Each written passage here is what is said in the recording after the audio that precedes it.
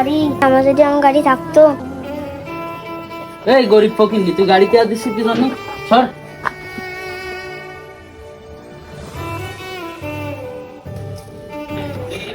আল্লাহ যখন সৃষ্টি করে মানুষ জাতিকে, তার নাম লেখা নাই কারোর কপালে। আমরা সবাই তো মাটির তৈরি, আর ওই মাটির নিচেই একদিন যাইতে হবে।